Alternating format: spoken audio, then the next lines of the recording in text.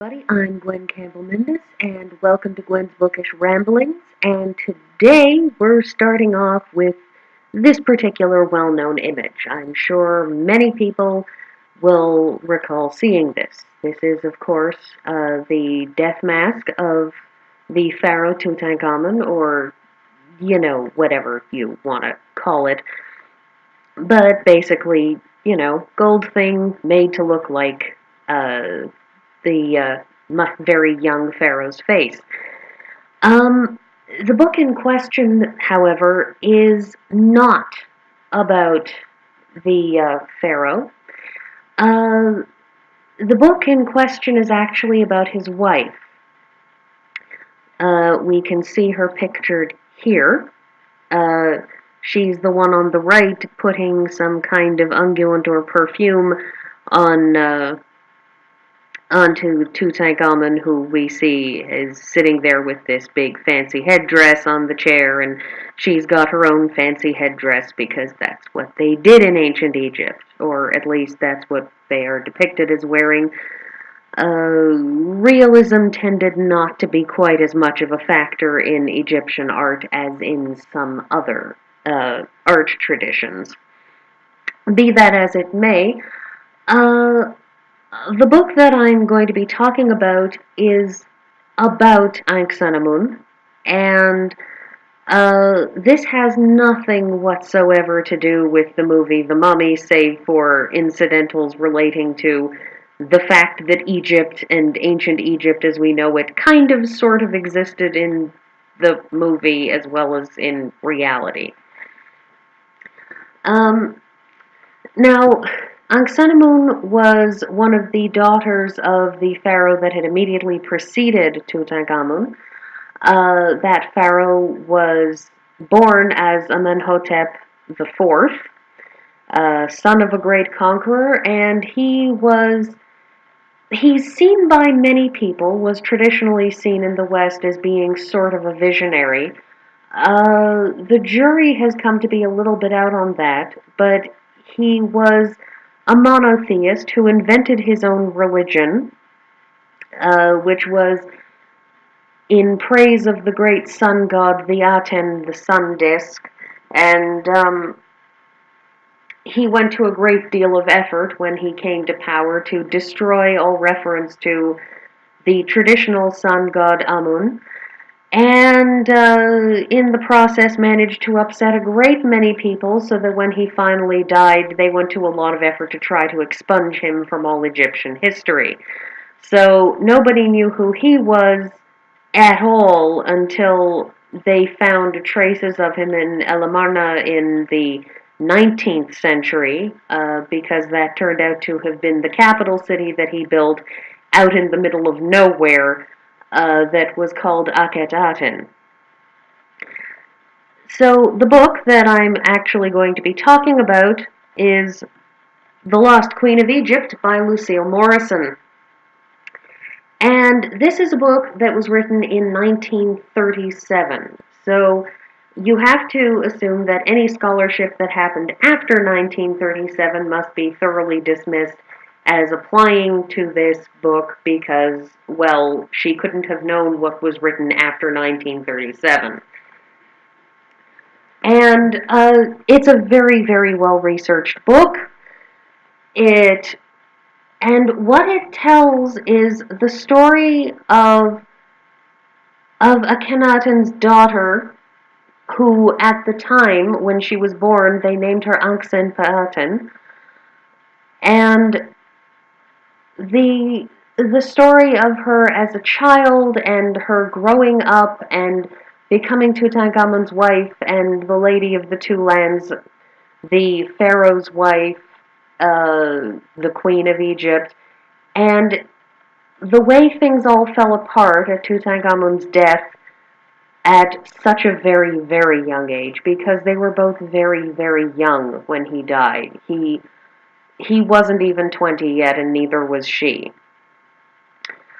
And so this book starts when she is just a child. She is 6 years old. Well, almost 6. She's 5, going to be 6 very, very soon. with all the great dignity that comes with being 6 years old. And it starts with this happy child who has one older sister who is always calm and always reserved and very, very dutiful, and the next sister who is very, very ill because Taten, her eldest sister, um, is very, very aware of her responsibilities as the eldest child at 8, and Taten, who is the next youngest, is clearly very, very ill with something similar to whatever affliction strikes her father. And it is generally agreed upon that Akhenaten had some sort of physical illness. The depictions of him, historically speaking, because he did endorse a much more realistic style of art in ancient Egypt than had previously been practiced, and he is depicted as having a very, very strange, elongated head, an odd pot belly, a great many strange physical deformities or infirmities. It's very difficult to tell at this end of history. People theorize what he might have had, and the second daughter clearly has something in close relation to this. The fact that the royal family was starting to develop these sorts of problems isn't a surprise because, like many royal families throughout history, there's a lot of incest in their background. But Egyptian royalty was worse than most because they very genuinely believed that the only people who could marry the god that was Pharaoh, because Pharaoh was seen as a god, he was seen to be the living God upon the earth, not merely placed on the throne by God, as many European kings and queens would have been declared, but to genuinely be a god. And as such, the only people who are fit to marry a god would be other gods, that is, the royal family. So there was much intermarrying between siblings among Egyptian royals. So it's not really surprising that they would develop some rather awful genetic illnesses. The book opens with the visit of Ankhsenamun's grandmother and the pharaoh's mother, and that is the Queen Te, who was, of course, Amenhotep's widow. And she comes to visit, and she is very, very worldly and very, very sharp. And this is, right from the beginning of the book, we are granted the uneasy understanding that Akhenaten, much to the uneasy understanding of his daughter, has given up on paying attention to the outside world in favor of his religion, and it means that the Egyptian empire is falling apart. And his mother, Queen Te, is very, very clearly desperate to try to get her son to pay attention to his responsibilities as the pharaoh, and he will have none of it. And it sets the tone for the whole first half of the book, where Ankhsenamun is a smart girl, and she's clever, and she sees very, very clearly that while her father is a visionary and an intelligent man and a man who believes very, very strongly in his religion and a great many other things, that he is also somebody who does not want to face the reality that the world will not conform itself to the way that he desires just because he wishes it to be so. However, we also have as a very clear running theme at the start of this, the very deep affection between Akhenaten and his wife Nefertiti.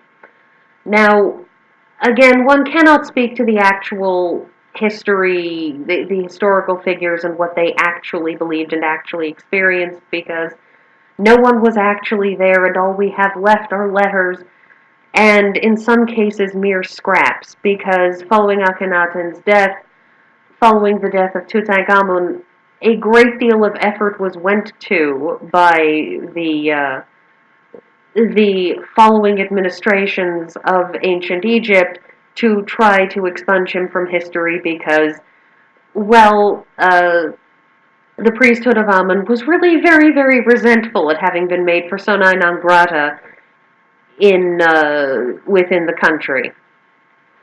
But that's not discussed in the first half of the book, because in the first half of the book we get this story of a loving father who cared deeply for his queen and for his children and for the concept of peace, and Ankhsenamun takes this to heart and believes strongly in it, and for all that she is, of course, forced in the end to change her name and where she lived and many other things, her belief in this really never genuinely wavers. We are introduced early in the book to Kenofer, who becomes, in time, the royal artist, who falls in love with Ankhsenamun when she is very, very young. She's about 6 here, and he's about, 10 or 12. So, we're not talking about something creepy, really.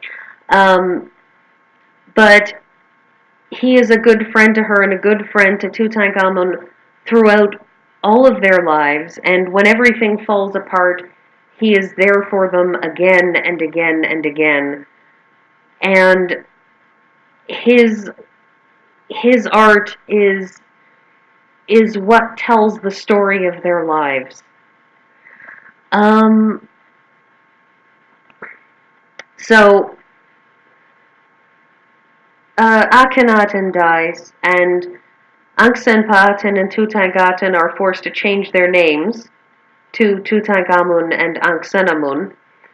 And what happens at that point is Tutankhamun starts to try to become the dynamic pharaoh he could be, and he becomes ill, and he dies, and it becomes clear that he died because he was poisoned by the royal advisor Ai, who no one trusted except for Akhenaten, who it is generally made clear in the book that that's because Akhenaten trusted too much and was not skeptical enough.